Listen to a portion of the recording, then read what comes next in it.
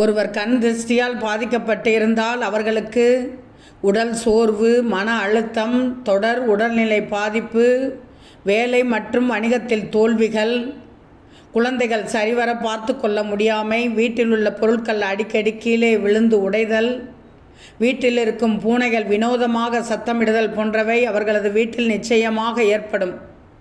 இது கண் திருஷ்டியின் அறிகுறிகள். இப்படிப்பட்ட கண் திருஷ்டியை ஏற்படுவதை தவிர்ப்பது எப்படி தெரியுமா? குழந்தைகளுக்கு கருப்பு நிற மை கொண்டு திருஷ்டி புள்ளி வைக்கலாம். வெளியில் செல்லும்போது கருப்பு நிற கயிற்றை கழுத்தில், கைமணிக்கட்டில் அல்லது காலில் கட்டிக்கொண்டு வெளியில் சென்றால் கண் திருஷ்டிகள் தடுக்கப்படும். நெற்றியில் திருநீறு, குங்குமம், சந்தனம் இவையெல்லாம் வைத்து கொண்டால் பாதுகாப்பு கவசமாக இருக்கும். வெளியில் சென்றுவிட்டு வீட்டிற்குள் நுழையும் முன்பு கை கால்களை கழுவிவிட்டு உள்ளே நுழையணும். வீடு கடைகளுக்கு பூசணிக்காய் சுற்றி உடைப்பது. வீட்டு உறுப்பினர்கள் அனைவரும் அமர்ந்து செவ்வாய் அல்லது ஞாயிற்றுக்கிழமை பூசணிக்காய் சுற்றி உடைக்கலாம். இதனால் முற்றிலுமாக திருஷ்டிகள் விலகும். ஒரு கைப்பிடி கல்லுப்பு, கடுகு, மிளகாய் ஆகியவற்றை கொண்டு வீட்டு உறுப்பினர்களை அமரச் செய்து அவர்களது தலையை சுற்றி வெளியில் எரித்து விட வேண்டும்.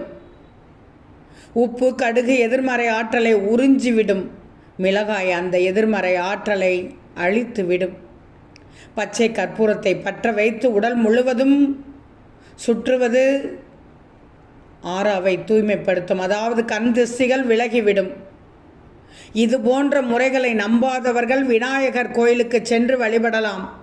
3 அல்லது 5 குழந்தைகளுக்கு தயிர் சாதம் வழங்கலாம். கண் திருஷ்டி என்பது உண்மையா என்று பலர் கேட்கலாம். இது பலரின் நம்பிக்கை. இது குறித்து ஆராயப்படாவிட்டாலும் எதிர்மறை ஆற்றல்களின் தாக்கம் உளவியல் ரீதியாக நிரூபிக்கப்பட்டுள்ளது. எனவே மன அமைதிக்காக இந்த முறைகளை பின்பற்றலாமே.